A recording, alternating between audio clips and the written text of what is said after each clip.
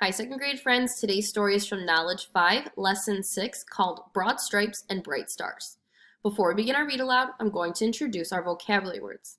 Our first vocabulary word for today's story is the word confident. Repeat after me. Confident. Confident means believing you can do something. Our next vocabulary word is the word inspired. Say inspired.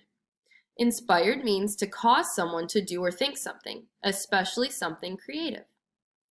Our last vocabulary word is the word withdrew. Say withdrew. Withdrew means to move away or back off from a place. What happened after the British left Washington? Asked Adele as she looked down at her grandfather from the highest hay bale. As you can imagine, Grandfather Lafitte replied, the British were feeling very confident. They had defeated the U.S. Army in Washington and destroyed the capital. They planned to capture Baltimore next, which at the next time was a very important port. What's a port? Asked Adele. A port is a town or a city where ships stop to load and unload cargo. Baltimore was a deep water port, meaning that the water was deep enough for really big ships to sail in and dock there. Baltimore was a port where ships could send and receive goods such as flour, tobacco, and sugar. Besides that, Baltimore is a central location between New York and Philadelphia to the north, and Washington to the south. But for the British, it would provide a place to land a huge invading army. So if the British destroyed the capital and then captured Baltimore, they would gain an advantage, said JP. That's right, said Grandfather Lafitte. Capturing Baltimore was a key part of the British plan. From there, they hoped to attack other important cities, but I'll tell you what actually had happened. The Battle of Baltimore can be divided into two parts. The battles on land, and the battles at sea. The British general in charge of the attack on Washington, D.C. thought that they could all capture Baltimore as easy as they did the capital. Oh boy, sighed J.P. These cats are even interested in the story too. At that moment, a second barn cat had come to join the first one. The second one was attempting to sit on J.P.'s chest. That's not what happened though, continued Grandfather Lafitte. The people of Baltimore knew that the British were coming, and they prepared themselves for a fight. A commander of the U.S. Army ordered that a huge earth bank called entrenchments be built along the eastern side of the city. They knew that the British soldiers would have to begin their attack there. Sure enough, one September morning, the British landed several thousand soldiers at a place called North Point. What's a entrenchment? Adele repeated the word that she didn't quite understand, as she dangled a long piece of string high above the barn cat's head.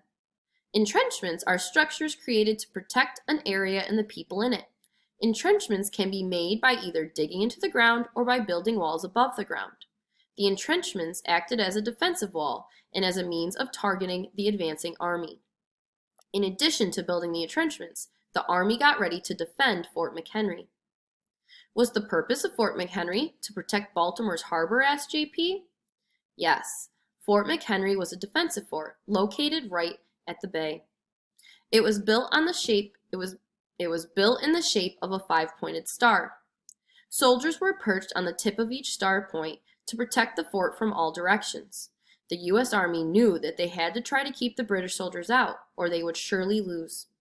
The British soldiers began to advance on the city. They kept coming until they were finally pushed back by a large U.S. Army. Did the British give up? Asked J.P. Not yet, replied Grandfather Lafitte. They withdrew and set up camp. The next morning, the battle continued. The British marched right up to the entrenchments at North Point.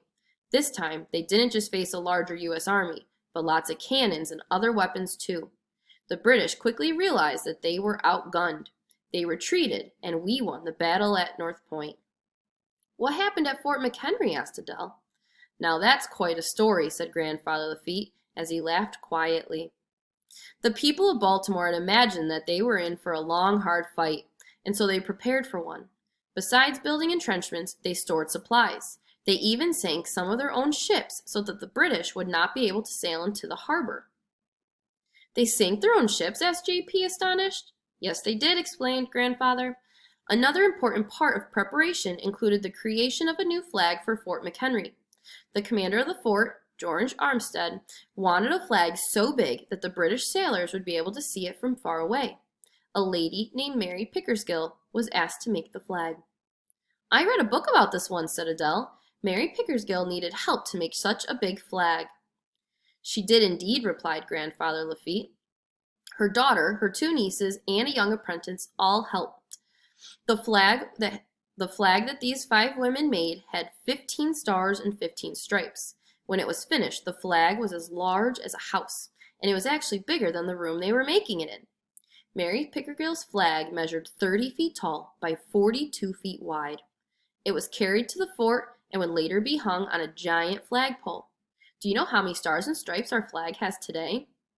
"There are 13 stripes and 15 stars," JP said confidently. "The 13 stripes represents the 13 original colonies, and the stars represent our 50 states." "Excellent," exclaimed Grandfather Lafitte. "Now let's get back to the story." Before long, the British began firing rockets at Fort McHenry. At first, the British ships were too far from the fort for the U.S. soldiers to be able to return fire. For more than 24 hours, the British pounded on the fort. With little return fire, the British ships sailed closer and closer to the fort. Once they were close enough, though, our soldiers were able to return the fire. "That must have sounded like a terrible thunderstorm," said Adele. "Probably louder than fireworks on the 4th of July, added JP. "Did we hit any British ships?" asked JP. "We sure did," said Grandfather Lafitte. "In fact, the British ships were forced to pull back. They kept firing, though. However, early the next morning, the British realized that they had not been able to take over the city. They stopped the attack, and the British ships sailed away. During the night, the fort had flown a smaller flag, but as soon as the British stopped firing and prepared to sail away, the commander, George Armstead, directed the army to raise the enormous flag that Mary Pickersgill and her helpers made. "Wow!" exclaimed JP and Adele together. Grandfather added, "A man named Francis Scott Key watched the whole battle that night from a boat just outside of Baltimore.